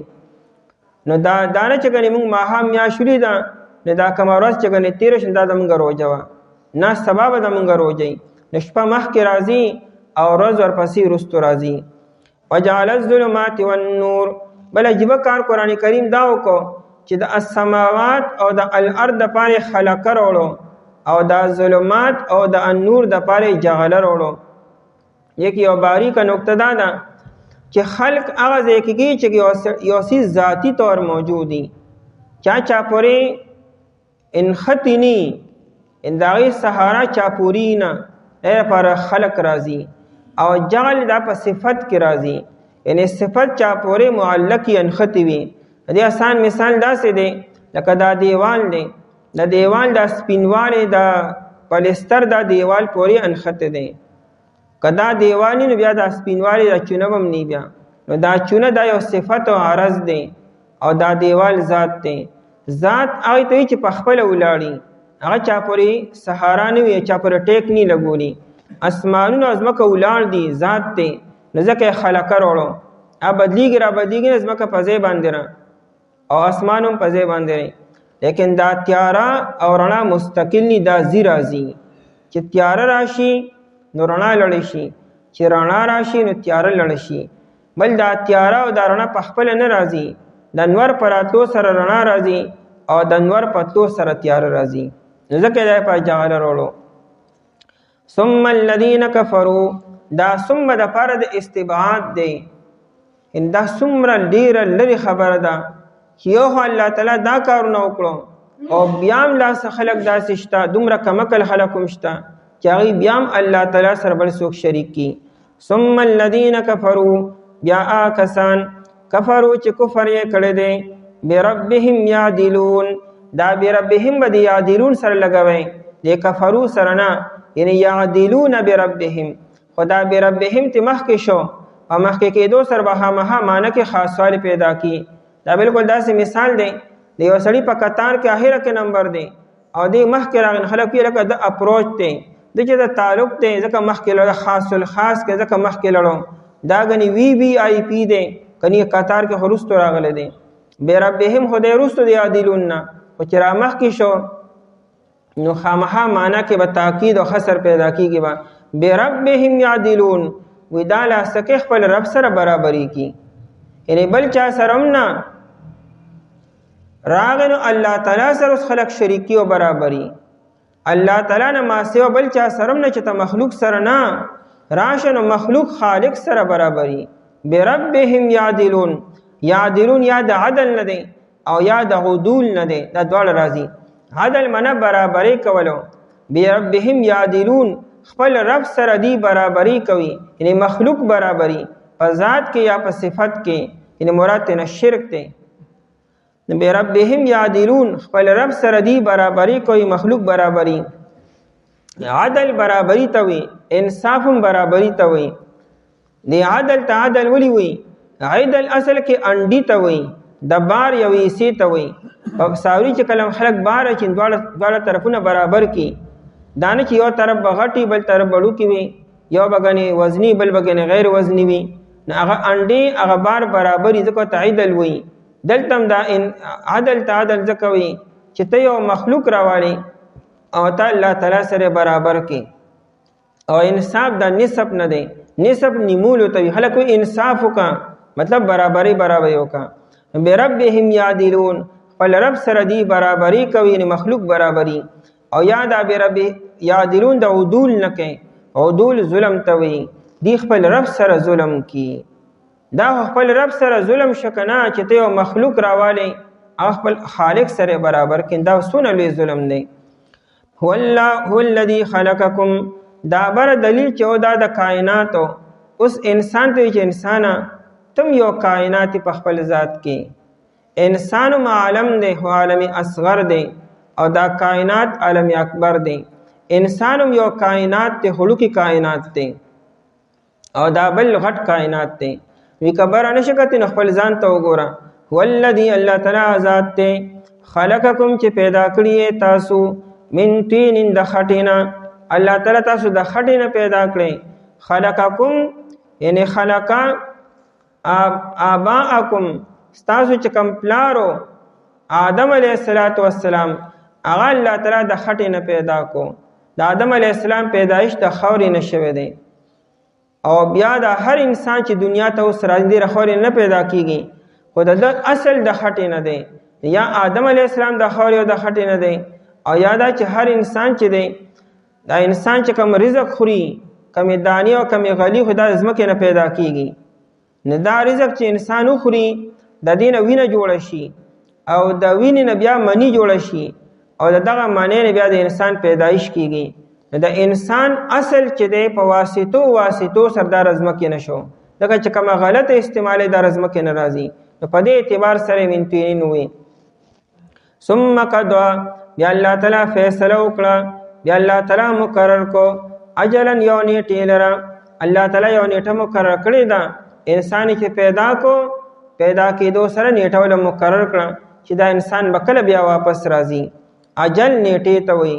د هر انسان نیټه مقرر ده چې موږ ته موت وایو، مرګ وایو. واجل مسمن، اجل نکره دی او دا مخکې اجلن نکره دی. دا د عربی یو ګرامر یو قاعده ده چې نکره بیا راشي کنه، مخکې نکره بیا پسې نکره راشي. د دې دوی نکره معنا به د بل نکره نه علاوه کوي. د دې معنا به د بل نکره ول معنا بني. نو دا نه چې دا بیا نیټه یادي. دا نیټه یو بل نیټه ده چې مراد نه قیامت ته. دا مخکې اجلن نیټه د مرګ و د هر انسان او د فرد، او دا نیټه به بل یوسو. نو بل به کوم نیټه نو مراد د کائنات مرګو. نو قیامت هم په دوه قسمه دی. یو قیامت الصغرا د لوکی قیامت ته، یو غټ قیامت ته چې ته قیامت الکبرا وي. دا پورا کائنات باندې موت راځي، مرګ برازي. واجل مسمن، او یو بل نیټه مقرر کړی شوی، خدای عنده علم الله سره دی.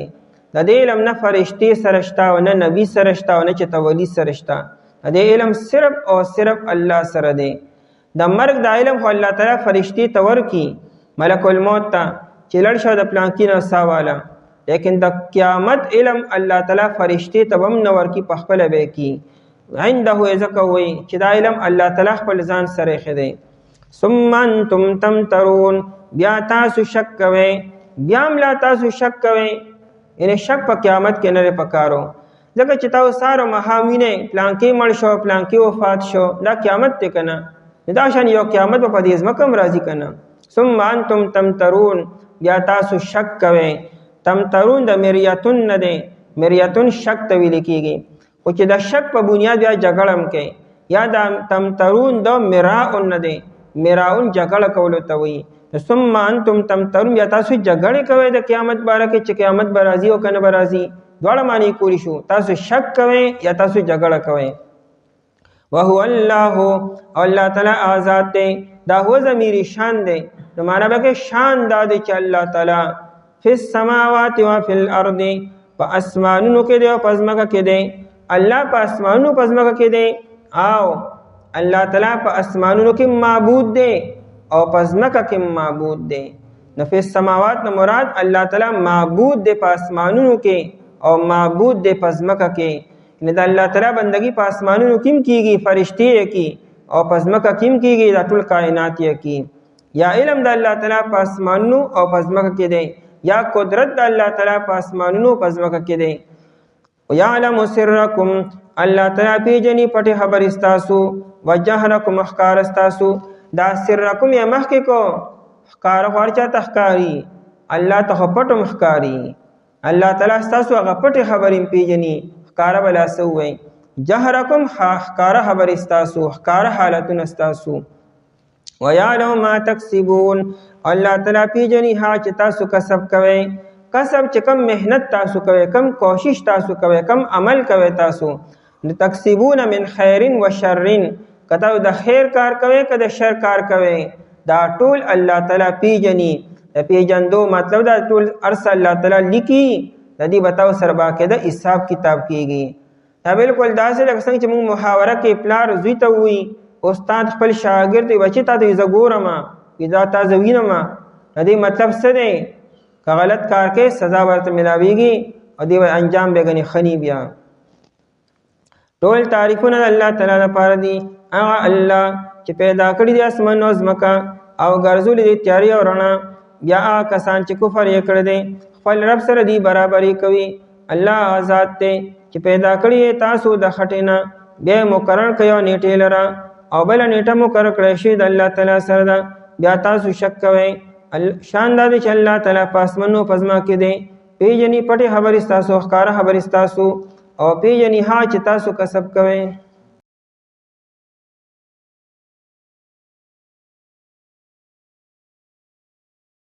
أعوذ بالله من الشيطان الرجيم بسم الله الرحمن الرحيم وما تأتيهم من آية من آيات ربهم إلا كانوا عنها معرضين فقد كذبوا بالحق لما جاءهم فسوف يأتيهم أنباء ما كانوا به يستهزئون ألم يروا كم أهلكنا من قبلهم من قرن مكناهم في الأرض ما لم نمكن لكم وأرسلنا السماء عليهم مدرارا وجعلنا الأنهار تجري من تحتهم فأهلكناهم بذنوبهم وأنشأنا من بعدهم قرنا آخرين ولو نزلنا عليك كتابا في قرطاس فلمسوه بأيديهم لقال الذين كفروا إن هذا إلا سحر مبين وما تأتيهم أو نرازي ديتا من آية إسيو آيات من آيات ربهم دا آياتنو درب ددينا إلا كانوا مغرودي عنها دهائنا معرضين مخعلون کی فقد كذبوا بالحق پس یقیناً دی درو جن اگڑو دین حق لرا لما جاءهم ہر کل چراغ دیتا فسوف یاتیہم فزردا چرا بشدیتا انباؤ خبرنا ما كانوا به آچودی پائے پوری یستہزئون چٹوکے بے کولے علم یرو کم آیدی ندی قتلی چی سمرا اہلکنا من قبلهم حلاکڑی دی منگا محکد دینا من قرن دا زمانی دا خلقنا مکناهم چی منگا قدرت ورکڑیو آغیتا فی الارض پزمککی ما لم نمکن لکم اغا قدرتو چی منگ نی درکڑی تاوستا وارسلنا السماء امنگر علی گلو بارانو علیہم پائی باندی مدرارن دیر وریدن کی وجعلنا الانہار امنگ گرزولیو نہرنا تجری من تحتهم چروان بولاندی دہائینا فأهلكناهم پس حلاک لمنگ اغی لرا بذنوبهم پس سبب دا گناہنو دہاغی وانشأنا او منگا پیدا کرو من بعدهم رستو دہاغینا قرنن آخرین قوم بل ولو نزلنا علیکا او کچر منگا نازل کرو پتا باندے کتابا یو کتاب لکل شوی فی قرطاس پکاغس کے فلمسوه بأیدیہم پس خامخا دی مسه کړو هغې لره په لاسونو خپلو سره. لقال الذین کفروا خامخا ویلي وو هغه کسانو چې کفر یې کړی دی ان هذا الا سحر مبین نه دی دا مګر جادو څرګند. سورت مبارکه مکی دی او په دې کې زیات تر خطاب مکی والو ته دی، خو قرآن کریم عام خطاب اختیار کړی دی تر قیامت پورې تمام انسانان او د هرې زمانې خلک مخاطب ګرځولی دی. مکی والو چې د کومو خبرو نه انکار کو او چې کوم اعتراضات او شکوک و شبهات به پیش کولو، قرآن کریم د هغې په نمبر باندې ذکر کی او د هغې مدلل انداز کې جواب ورکی. قرآن کریم بیان کی چې دې مکی والو ته هر قسم معجزه او هر قسم نشانی ورته وښودلی شي. دی چې کوم معجزات غواړي هغه دې ته ورکړی شي. د دې د مخکې نه دا فیصله کړې چې موږ به نه منو، موږ به انکار کو، موږ به ټوکې ټکالې به کو، د پیغمبر تکذیب به کو. نو که دې ته هر قسم معجزه او نشانی که وړی او که غټی هغه دې ته وښودلی شي، بیا به هم دې انکار به کې، دې به ورته جادو وایي. نظر ابن حارث د کافرانو مشرو او لوی سردارو، دا د کافرانو د جرګې مشر هم دی و. دی خپلو کې یو پیره مشوره کړې وه، ابو جهل او نظر ابن حارث او دې ملګرو، چې موږ به د نبی علیه السلام ته څه وایو، د نبی علیه السلام دې کلام ته، قرآن کریم ته. د دې نه چې موږ انکار کو نو لکه څنګه به انکار کو، خبر خو د رښتینې ده او نبی علیه السلام خو رښتینی انسان دی. دغه په زندګۍ کې چېرته دروغ نه دی ویلي، وعده خلافي نه کړې، خیانت نه کړې، شعر و شاعري د چته نه کړې. نبی علیه السلام چېته شعر نه دی ویلی د نبوت نه مخکې. د نبوت د میلاوېدو نه بعد هم نبی علیه السلام قصدن شعر نه دی ویلی. نبی علیه السلام نه شاعر دی، نه کاهن دی او نه جادوګر دی، او نه نبی علیه السلام د دنیا سفرونه کړي دي چې ګنې کیسې کهانې اورېدلې وي او لیدلې وي. د نبی علیه السلام تکذیب به موږ څنګه کو، موږ به څنګه انکار کو د ده نه. نظر ابن حارث ته ووایي چې نور نه، خو بس صرف دا وایي چې دې چې څه دا جادو دی. بس صرف د انکار په دې خبره کوي چې دا جادوګر دی او د را کلام دا جادو دی. او جادو یې ته په دې وجه وایي چې د نبی علیه السلام په اواز کې او په کلام کې تاثیر و، چې چا به اورېدو او د یو انسان ذهن به د مخکې نه خالي و، یعنې یا به د کافرانو په خبرو کې نو راغلی چې انکار به کو. که د یو انسان ذهن به خالی و، هغه به د نبی علیه السلام کلام اورېدو او خبره به یې اورېده، هغه خبره به د هغه د غوږونو په لاره باندې فوراً زړه ته کوزه شوه او بیا به د انکار ګنجایش به نو. ډېرو خلکو د نبی علیه السلام د کلام نه متاثره شوي دي. دا خو جادو دی ته وایي که نه، چې انسان خپل هوش او حواس بیلي او د بل چا په خبرو کې راشي.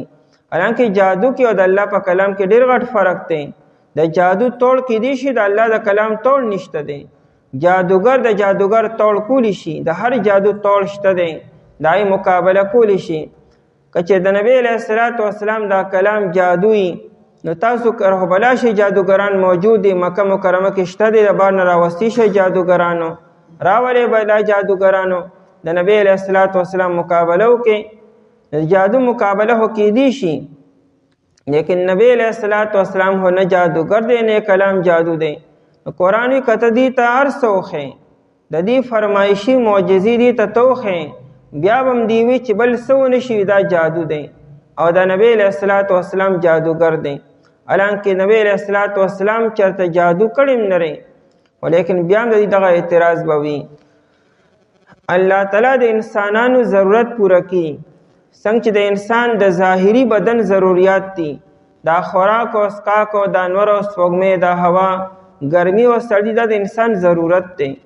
الله تعالی څنګه چې د انسان د جسم تمام ضروریات دنیا کې پوره کړي دي، دغه شان انسان ته یو بل ضرورت هم دی چې هغه د روح ته د در روح علاج وشي.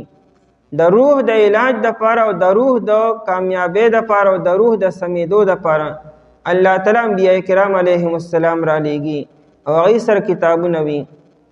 چې کله نبی راشي او نبی خلکو د روح ضرورت پوره کی نو دی د هغې نه انکار وکي، دی به هغې پورې ټوکې ټکالې وکي.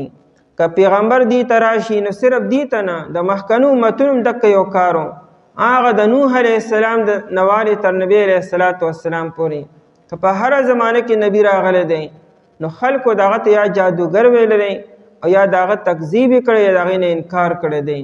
دا همیشه د قومونو دقه یو مشترکه یو دا خبره وه چې د نبی به تکذیب کو. حالانکه قرآن وی اے مکی والو مخکنی قومونه ستاسو نه ډېر طاقتور وو، د هغې جسمونه ستاسو نه مضبوط وو، د هغې عمرونه ستاسو نه ډېر وو، هغې په زراعت کې د هغې په تجارت کې ستاسو نه زیات وو، په هر اعتبار سره ستاسو نه خو د هغې ځمکې زرخیزې وې، د هغې مالونه ستاسو نه ډېر وو، د هغې هر اعتبار سره ستاسو نه ښه وو، لیکن هغې موږ هلاک کړو، تباه و برباد هم کړو. نو تاسو خو د هغې په مقابله کې هېڅ هم نه یې، تاسو به څنګه نه هلاکېږئ که تاسو د پیغمبر علیه السلام تکذیب کوئ. هوښیار او سمجدار او عقلمند انسان هغه دی چې هغه د مخکنو او د پخوانو خلکو نه او د مشرانو نه انسان عبرت والی. نو دی د مخکنو قومونو نه ولې عبرت نه الی؟ د مخکني قومونه په څه خبره هلاک شو؟ هغې کې هر کمی سو په کم اعتبار سره هغې کم و چې هغې هلاک شو، تباه و برباد شو. خو صرف دقه خبره وه چې هغې د پیغمبرانو تکذیب کړی دی. نو تاسو به څنګه نه هلاکېږئ؟ وما تاتیهم کې دا هم ضمیرو د مکې والو ته دی او نه راځي د مکې والو ته من آیت اس یو نشانی اس یو آیتو دا من د پاره د استغراق دی. مطلب دا دی چې هر قسم آیت او هر قسم نشانی او هر قسم معجزه چې وي، آیت عام دی که وړه نشانی وي او که غټ نشانی وي، که د آسماني کتاب یو آیت وي او که د الله تعالی د قدرتونو یو لوی علامت او نشانی وي. لکه انشقاق القمر شو، د نبی علیه السلام په اشارې سره سپوږمۍ دوه ټوکړې شوه او د دې مکې والو په مطالبه باندې چې دوی دا سپوږمۍ موږ ته دوه ټوکړې که او نبی علیه السلام اشاره وکړه، سپوږمۍ دوه ټوکړې شوه او دوی باقاعده په خپلو سترګو باندې ولیده چې یو د سپوږمۍ یوه حصه د جبل ابي قبیس په سر باندې شوه، بله په بل غر باندې شوه. او بیا هم دی چېرې انکار وکړو، ستا دا جادو خبر اسمان کې هم چلیږي، چې مونږ خو که ستا جادو صرف په ځمکه باندې چلیږي. اے نبی علیه السلام که ته دې ته هر قسم نشانی او هر قسم معجزه ورته وښیې، که غټه وي او که وړه وي، من آیات ربهم د آیاتونو د رب د دینه هر قسم نشاناتو، نو الا کانو عنها معرضین د دې کار داري چې دی به انکار کی، د دې کار داري چې دی به ترنه اعراض کې او مخ به تیړي. الا کانو مگر ودي عنها ردا نشاناتنا معرضین مخ اړونکي. اعراض څه ته ویل کېږي؟ چشم پوشي کولو، اګنور کولو، یو څیز سره لحاظ ونه ساتي. عرض ویل کېږي پیش کولو ته، چې تا ته یو څیز مخامخ تو ته وګورې، عرض دی ته وي. خلک میں نے عرض کیا، څنګه چې دا خبر ما عرض کړه، یعنې ستا مخې ته مې پیش کړه. نو پکار هو دی چې د نشاني ته او د آیت ته انسان وګوري، لږ غور او فکر وکړي، لږ د هغې په نتیجه باندې وګوري، د هغې باندې انجام ته وګوري. لیکن دی د هغې ته بالکل داسې ګوري ورته هم نه، غور او فکر خو ډېره لویه خبره دی، ورته توجه قدرې هم نه کړي او چشم پوشي وکړي او مخ ته نه واړي. الا کانو عنها معرضین مگر ودي د هغې نه معرضین مخ اړونکي، اعراض کوونکي، بې رغبتي کوونکي، دا د دې کارو. فقد کذبوا پس یقینا دی دروغجن وګڼلو، بالحق حق لره، حق نه مراد یا قرآن کریم دی او حق نه مراد یا دین اسلام دی او د حق نه مراد یا نبی علیه السلام دی. دا ټول حق دی. نبی علیه السلام نبی بر حق دی، قرآن کریم حق کتاب دی او دین اسلام یو حق دین دی. لما جاءهم هر کله چې راغی دی ته، چې کله دین دی ته راغی، پیغمبر دی ته راغی او قرآن کله دی ته راغی، نو دی تکذیب وکړو. لما جاءهم یعنی چې څنګه راغی نو فوراً تکذیب وکړو. په کار خدای چې انسان یو کتاب لومبي وګوري، په خپله وګوري، بار بار وګوري، په بل چا باندې وګوري، که هغې کې بیا څه غلطۍ وي نو غلطۍ انسان مخې ته کي. دغه په چا تنقید کول او په چا اعتراض کول آسان کار نه دی، یو ذمہ داری ده، یو ذمہ داری والا خبره ده. ته د پیغمبر تکذیب کې، د دین تکذیب کې او د کتاب تکذیب کې د دو نظر کې اډونه ګوري، نه داغه مخکې رستو ګوري، نه چا سره مشوره کې او فورا نه مانی. قرآن چې څنګه دی ته پیغمبر راغی او چې څنګه ته کتاب راغی او چې څنګه ته دین راغی نو فورا دی تکذیب وکړو. فسوف یاتیهم پس زرد چراب شدیتا انباء خبرونه، انباء جمع د نبأ ده، نبأ خبر ته ویل کیږي، خو د دې مراد عام خبر نی، یو لوی شان والا خبر وی. اما يتساءلون عن النبأ العظیم، الته کې د نبأ نه مراد عام خبر نه لري، قیامت ته، قیامت یو لوی خبر نه دی. نو نبأ عام خبر ته نه وی بلکې لوی شان والا خبر ته وی. دی نبی تم نبی زکوي، نبی د نبی اون نبی، دی عام خبرونه نه ورکی، دی لوی شان والا خبرونه ورکی. د پیغمبر دا کار نه چې غني دنیا کې دا شو، دنیا کې دا شو، داسې ګران شو، داسې ارزان شو، دا خبرې نه کی. پیغمبر لوی لوی خبرونه ورکی خلکو ته چې هغه نه چا اورېدلی او نه چا په ذهن کې وي. انباء خبرونه ما د هغه کانو به یستهزئون چې ودی پای پورې چې ټوکې به کولې، کم دین د دې مذاق کو، د کم پیغمبري مذاق کو، د قیامت دی مذاق کو، چیز هم نشته دی. دا خبرونه بدی تراشی او را لوتا. شورو د بدر د میدان نو شو، د دې کافرانو توڑ چو لومبني قدم مات شو، په بدر میدان کې مات شو.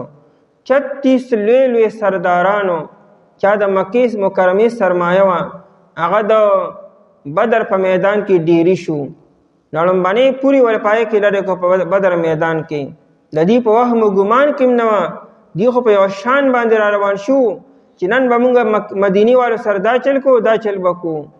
او چرال نه بدر په میدان کې دا شو چې او بیا ورپسې دویم بیا احد میدان کې بیا رو رو رو رو تر دې چې مکه مکرمه کله فتح کېدا نو د کار خلک ته ټول تلو.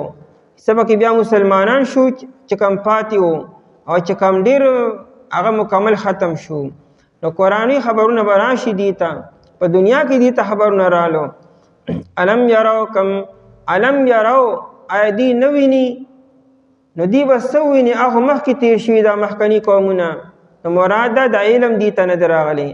علم یراو یعنی علم یعلمو ایدیتا علم ندر آغلی کم احلکنا چی سمر حلاک کریو منگا.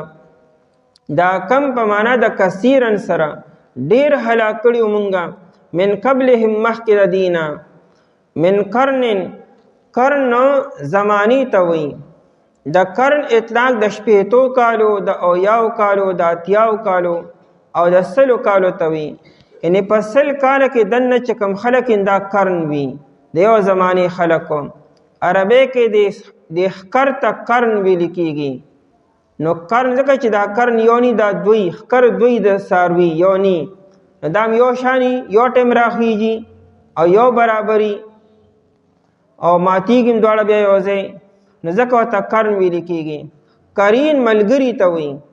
نو دې ملګري ته قرین ولې وي؟ ملګري همیشه هم عمري، دا د ما امزولې د ما کلاس فیلو دی، ما سره یو ځای لبي کړي، ما سره یو ځای ناسته کړې ده، ځکه ورته قرین ویل کېږي. نو قرن د یو زمانی خلکو، نو همیشه په زمانه کې خلک یو برابري د یو زمانی خلکو. نو دا چې 100 کالو کې دن کم خلکی دیتا قرن ویلګه جمع قرون نازي. نو من قرن من اهل قرن دا زمانی د خلقنا. په مخکنو امتونو کې مخکنو قومونو کې چې په یو زمانه کې کم خلکو نامون نه دي هلاک کړي، نو هلاک کړي خودي هغه د نوح علیه السلام د زمانه سلسله شروع شوې ده او تر عیسی علیه السلام تر زمانی پورې. او دغه علاقې دی قتل دی په خپل سترګو باندې، ځکه دی به یو سفر یمن تکو او یو سفر به ملک شام تکو. د یمن په سفر کې قوم عاد راتو، د قوم عاد په علاقو به دی تیرېدلو او د قوم سبا. او چې کله ملک شام ته بتلو نو په لاره کې قوم سمود او قوم د شعیب علیه السلام او دارنګ د نور قومونه لاره کې راتلو. په دا کندرات باندې و تیرېدل و. نا کندرات موجودو نو دا دلیل او علامت دی چې د هغې کوم نشاناتو نه به اندازه لګوي چې دا څومره طاقتور خلک وو. نن چې مونږ تاسو داسې علاقې ته لاړو شو چې هلته کې پخوانۍ زمانې آثار موجود دي، نو هغې نه انسان اندازه ولګي دا څومره لوی خلک وو، څومره لوی ذهینان خلک وو، څومره طاقتور خلک وو، چې دا خلک به څنګه د دې نه دې اندازه نه لګي چې دا خلک ولې هلاک شو. چا هلاک کړو؟ من قرن دا زمانې د خلکو نه. مکناهم تمکین چاته مضبوط ځای ورکولو ته وایي، قدرت ورکولو او طاقت ورکولو. مکناهم مونږه قدرت ورکړو هغې ته، مضبوطوالی ورکړو مونږ هغې ته فی الارض په ځمکه کې، لکه قوم عاد شو، قوم ثمود شو. ما لم نمکن لکم هغه چې مونږه قدرت نه درکړی تاسو ته، دا مکې والو ته وایي تاسو له مونږ هغه طاقت او هغه قدرت نه درکړی کوم چې مونږ هغې ته ورکړو. دا یې عمرونه زر زر کاله عمرونه به و، د هغې قد و قامت ډېر زیات و، 80 ګزه او دارنګې 10 کم 100 ګزه به هغې دنګ و. د هغې علاقه ستاسو نه ډېره ښه وه، زرخیزه وه، فراخه وه، تاسو په غرونو کې راتنګې، ستاسو په علاقه کې باغات نشته او زرغونتیا نشته دی او د فصل والا ځمکې نشته، د هغې علاقې زرخیزې وې، نو هغې په هر اعتبار سره ستاسو نه ښه و. لم نمکن لکم چې مونږه قدرت نه درکړی تاسو ته ای مکې والو. وارسلنا السماء او مونږه لیږلو اسمان لره علیهم پای باندې. ارسال ویل کېږي لیږلو ته، مطلب دا مونږ پرې راورولي وو قسمه قسم بارانونه، چې کوم دی کې باغات ډېري هلته بیا الله تعالی بارونه ډېر کړي. بیا چې کوم دی کې باغونه او د فصل ځمکې ډېرې وي هلته بیا الله تعالی باران ټایم په ټایم باندې ډېر کړي. نو وارسلنا مونږ لیږلو علی السما اسمان لره علیهم په هغې باندې مدرارن ډېر ورېدونکي. دا مدرار چې دی دا مبالغه ده، ډېر زیات ورېدلو.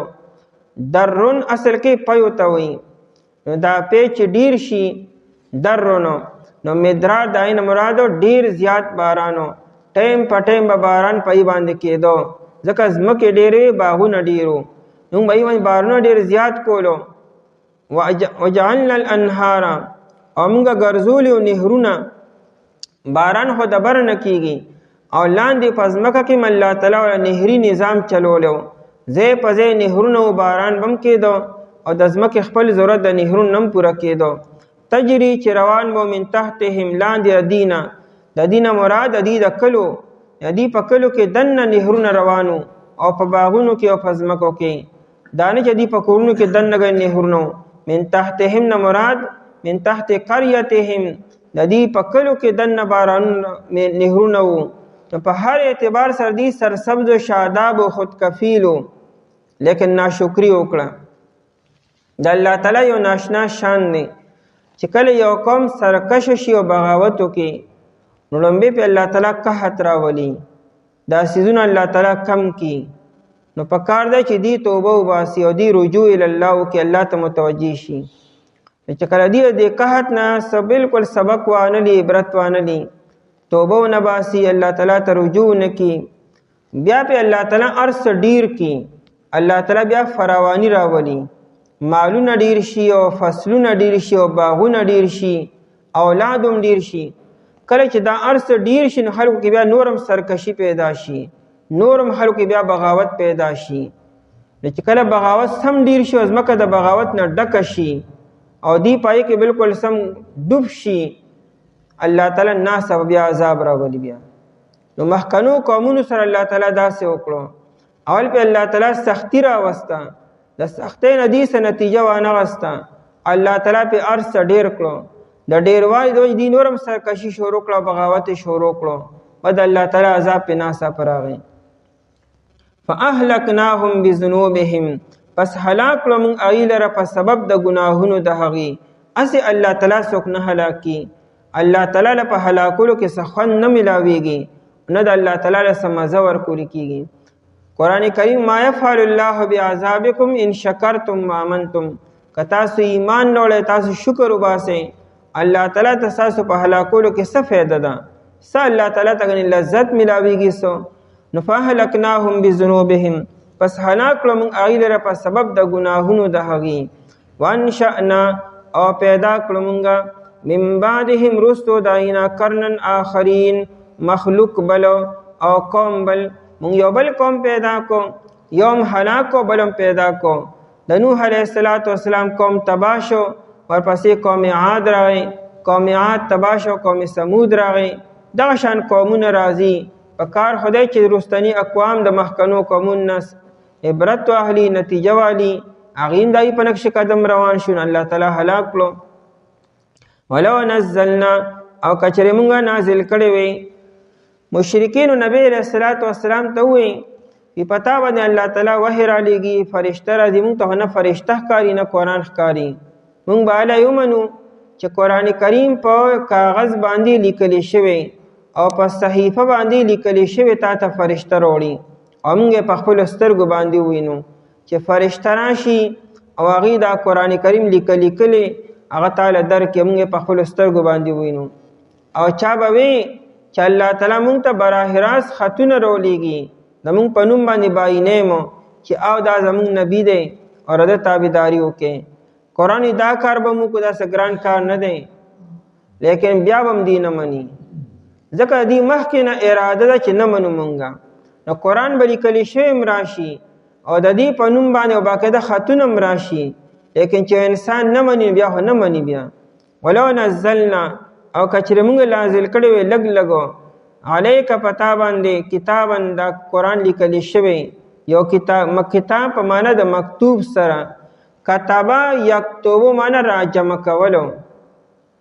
عربی کې لښکر ته کتیبه وایي نو کتیبه ورته ځکه دا لښکر را جمع کړی شوي نو کتاب ته کتاب ولې وایي دې کې بلاشي خبرې را جمع شوي نو کتابن یو کتاب لیکلی شوی فی قرطاس په کاغذ کې په کاغذ باندې او په صحیفه باندې لیکلی شوی بلکې داسې لیکلی شوی فلمسوه او همها دی مسه کې هغې لره په خپل لاسونو کې ونیسي وګوري ورته ان نظر بندي نه وي نه څه دوکه وي نه څه خیالي نه خوبي بایدیهم په لاسونو خپلو سره خو د هغې باوجود به دی بیا چې دا جادو دی لقال الذین همها ووایي هغه کسان کفرو چې کفر یې کړی دی ان هذا الا سحر مبین نه دی دا مگر جادو سرګندو دیو دا ښکاره جادو دی زمونږ په سترګو باندې زمونږ په ذهن باندې جادو شوی دی زمونږ ته دا قرآن ښکاري مونږ ته دا کتاب ښکاري او نه راځي دې ته هېڅ یوه نشاني